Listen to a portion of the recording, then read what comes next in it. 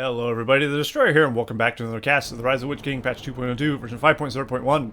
Today we have a 3v3 on Dagorlad, which I will be casting as they play it. So that's cool, I suppose. So we have the player list there. I'll go through the players as per usual, as I do in my casts. Also, before I start, let me turn the music on, because I had it off because I was going to play it, but now that I'm not... Actually, no, I still have to leave it off, don't I? Because it'll act like I am playing. I'll just add the music in post, as per usual. Alright, we have tehboohb as Goblins there in the top left. Top center, we have Shadow as Mordor. And the top right, we have Carniclysm as Isengard. Apparently he's new to Rise of the Witch King, so this should be interesting for him, I suppose. Dodger is Isengard as well, in the opposing team. In the bottom right, we have Trimo in the bottom center as Mordor, and the last player in the game, but no means least, is Belsebub. Definitely no means least. And he's Isengard. So, Isengard is, Belsebub is straight against tehboohb, unfortunately for him. And let's see. Shadow's pretty good as well. Mordor straight across from Mordor. Trimo there. Alright, so let's see who we got here. Carniclysm is opening with an Uruk pit, going to get some Urukai. He's got 3 furnaces at the moment. There is a beacon here. It was placed by a Trimo, showing there's an Orc pit being built by Shadow there. Forward Orc pit.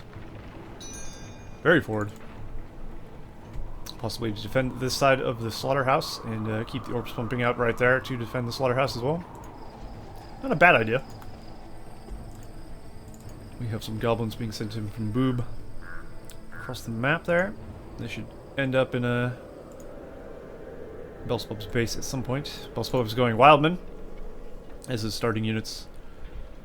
Good counter to the goblin spam, of course, is Wildman and crossbows usually.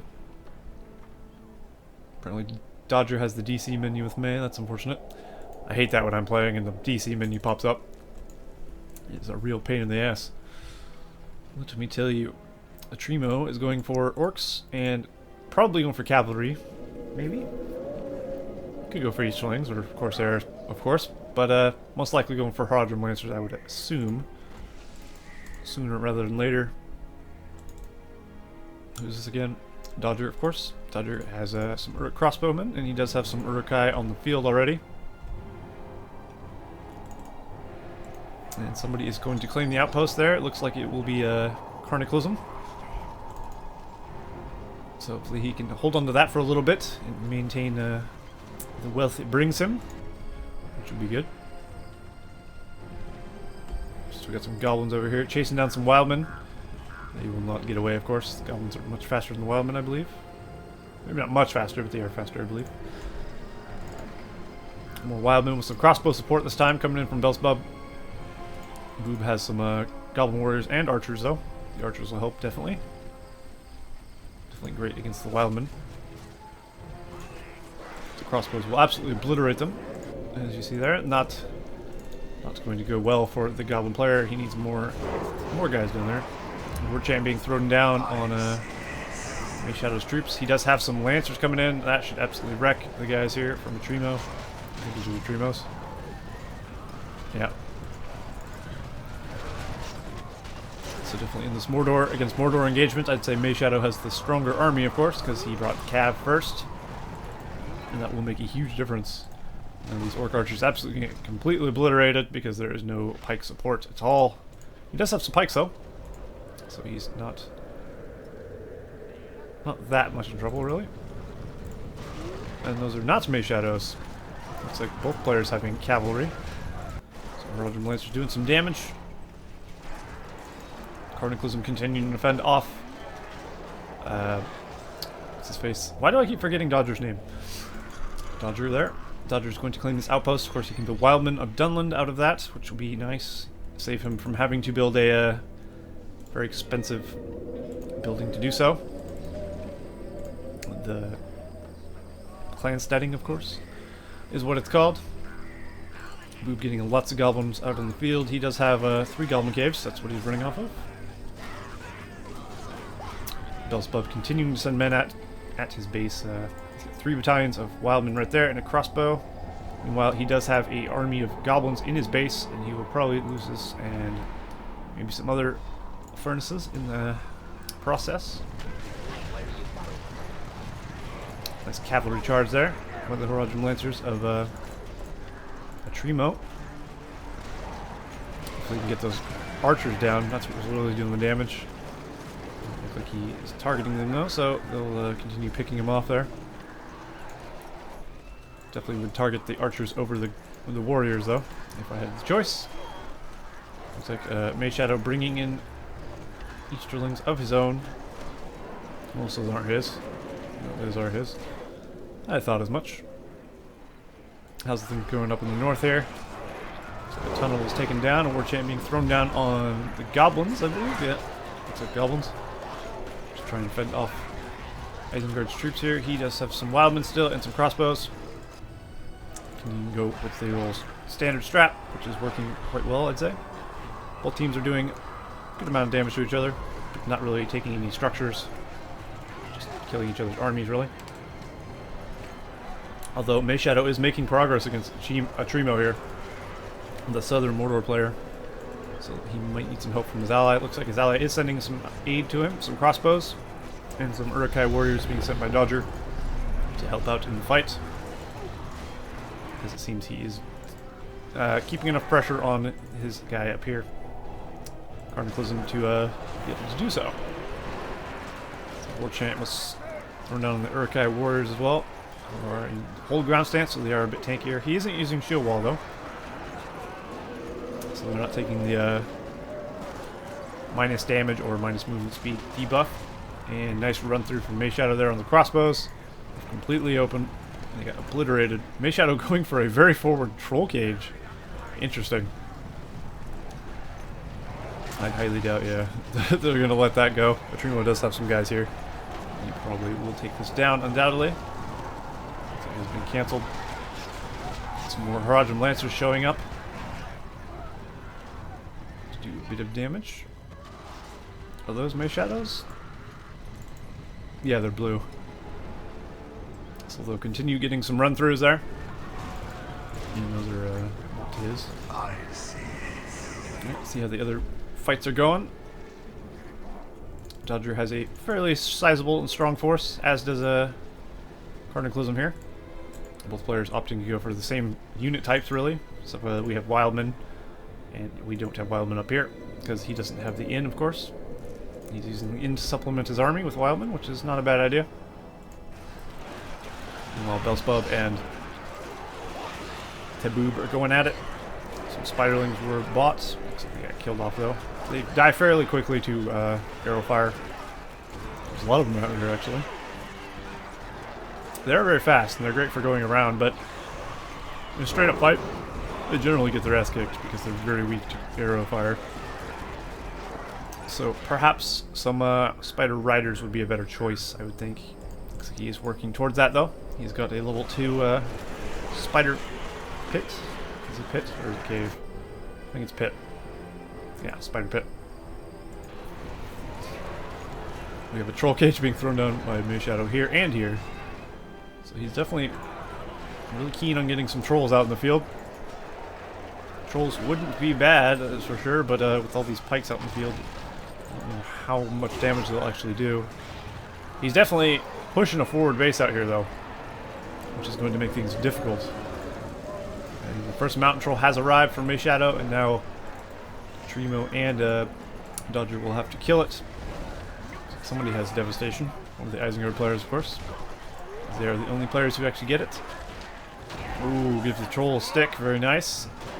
And now he begins wailing away. Unfortunately, he will go down fairly quickly, as these pikemen right here behind him are kicking his ass.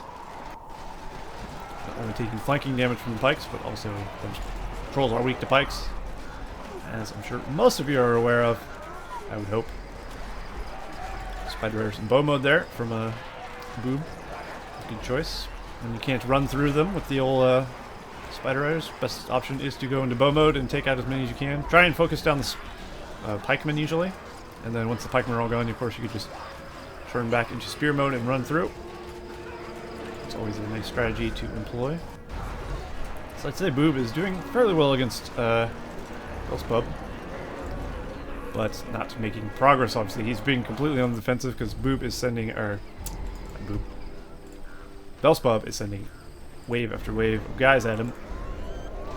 Really getting power points in the process. Both teams are probably getting lots of power points. Ooh, we got a drummer troll out. Of course, we'll use the roar there to cause fear amongst the enemies. Drummer trolls are great in 2.02. If you weren't aware of their buff, they are definitely buffed, and they're definitely nice to have with your army when you are playing Mordor. They're much tankier, and of course they give leadership to all the units around them, which is never a bad thing. I think it's all the units. It's not just orcs. It's just allies. Yeah. It's great. I love drummer trolls. They don't do a ton of damage, but I mean, you can't expect them to, really. They're just walking buff sticks. That's what they are. And that's what they should be. Looks like Bel's going for a attack on May Shadow here. Of course, he is being trailed by tehboohb, following closely behind. Warchant being thrown on his army as well. May Shadow will lose a few buildings, though, before he is stopped. We do have a Fire Drake lair here, of course. This is Dagorlad. There is a Fire Drake there, and there is a Fire Drake here. And there's a lot of evil teams on the map, so 2 Mordor players potentially could take one of those. Let's take a look at power points while we're thinking about it. We have our first player, tehboohb, the Goblin player, in the bottom, top left. He has Warchant, 9 power points. He's sitting almost at max command points, 675. Belsebub, the bottom left player. Oops, somebody got a little too close to that Fire Drake there. That is something you have to worry about. It is still neutral. But yeah, Belsebub has Industry, Vision and Palantir, Warchant, 6 power points, and 364 of 675. Dodger, the bottom right Isengard player, who we can take a look at over here, who's pushing back a little bit, but not too much going on over here. Just a little bit of raiding. He's got a Devastation and Warchant and 14 power points. Almost 400 of 700 command points. Trimo, the bottom order player, has Barricade, Eye of Sauron, Tainted Land, 4 power points, and 270 of 675. So the Goblins should clean this up.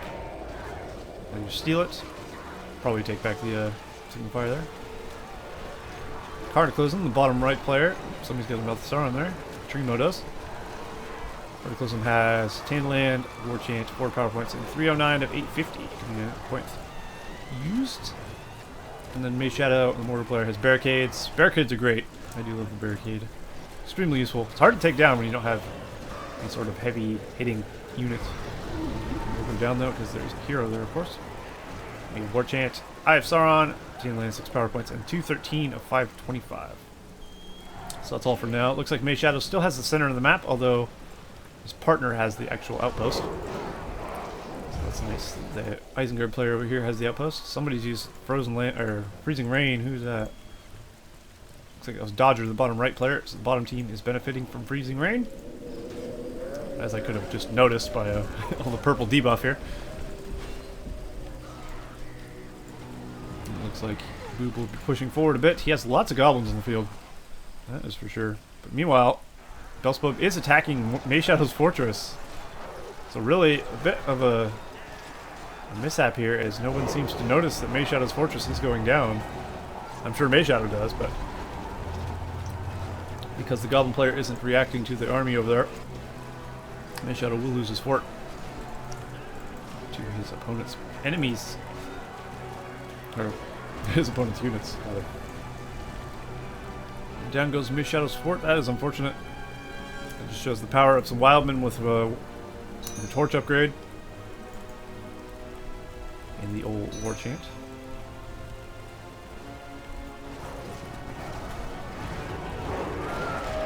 Alerts from Carniclysm.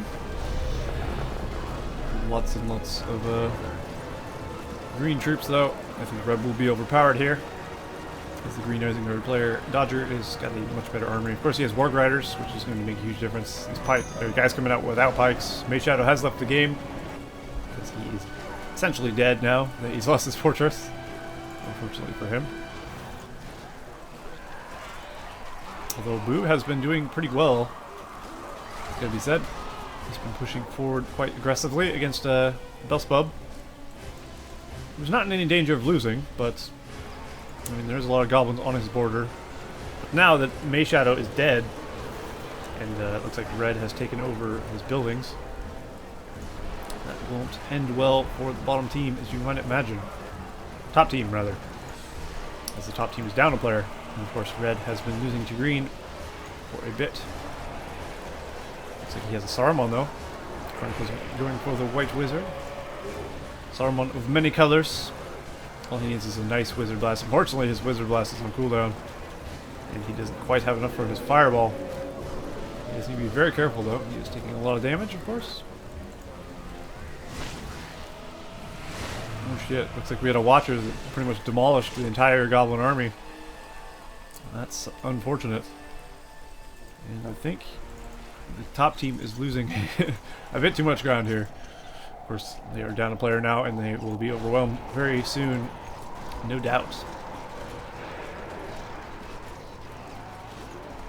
Carniclysm is about to lose his Urk Pit here. I think these guys will live long enough to take it down. Just barely, though. Maybe not. Nope, looks like it. The Urks will be picked off right before it gets finished off. That's unfortunate. All of these wildmen are doing some good damage. Would do a lot better if they were upgraded with torches, though. That's for sure. Take down buildings much, much quicker. I always recommend going for torches if you're going to go around and raiding your enemy's base. You take down their farms and their buildings much quicker, allowing you to get in, do as much damage as possible, and possibly get out, or go to another place and do some more damage. But I mean, if you can't afford it, don't force it, of course.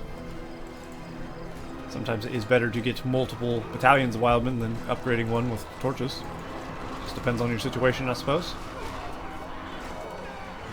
We have a Shelob and a Nazog out in the field. I thought I saw a Goblin King as well at some point. Shelob's actually pretty good against the Wildman spam. She does have the trample. She does pretty damn good damage. Looks like a barrage just took out most of the production structures of the tehboohb rather. So he'll be running off one Goblin Cave, which is not going to be enough. Beacons placed by Dodger, showing Fire Drake Lair being knocked down, I suppose? Or the Mouth of Sauron, showing he needs to finish that off, maybe? Looks like Carniclysm's army is all about gone here. He's got a thing of crossbows. He is kiting Dodger fairly well into the pikes, or the arrows here. Or towers. So they'll be picked off fairly easily. Yeah, we do have a Goblin King, he's level 2. Well, it's a good thing Bels did that little sneak attack against May Shadow. It would have been pretty even otherwise, I'd say. But of course, I think the bottom team was kind of gaining some momentum in all fronts a little bit. Except for May Shadow was actually doing pretty well, so maybe not in the center. But since he got knocked out, their strongest player essentially, or not necessarily the strongest player, but the player who's doing the best, got knocked out. It looks like the fortress of the Isengard player up here is still here. I was looking in the wrong area. Ooh, big watcher on the Mordor army of Trimo. He does have a Mumik. And a Fell Beast. Mordor Mirror, of course. And he'll begin doing as much damage to the fortress as possible. The Mumik kill should do a lot of damage here, assuming he gets to do any. Is he going after alerts? Potentially he is. I would go for the fort though if I was him. Oh, he's trying to get a charge off alerts, I can't blame him for that. I would have went for the same thing. The Fell Beast is doing plenty of damage to the fortress. Ford Riders Howl and stuff are doing some damage as well. Did he just throw down a war chant on a Mumik? I don't think that does anything, if I'm honest. I don't think War Chant does anything to Mumik kill, siege equipment, or trolls, or giants, or anything of that nature. Correct me if I'm wrong, but I'm pretty sure that is correct. And it looks like the final building of Carniclysm will be knocked out there, and looks like the eastern part is secure here. The only player left is tehboohb now, who's losing his fortress fairly quickly to Belsebub. He has an army in it. And that will be GG. everyone will converge on tehboob's base here. In his life, he does have an army down here, but unfortunately for him, it's not going to save his base. And of course, once his base is gone, his army will be negated. Looks like somebody has left the game, as it has frozen. Somebody's left the game the wrong way. There we go. Well, there you go. Game in rather suddenly. But that has been a game. The cast of Rise of the Witch King. The bottom team won there. So Belsebub, Atrimo, and Dodger, of course, were the victors of that game. So yeah, hope you guys enjoyed that, and I will see you in the next cast of the Rise of the Witch King patch 2.02. See you next time.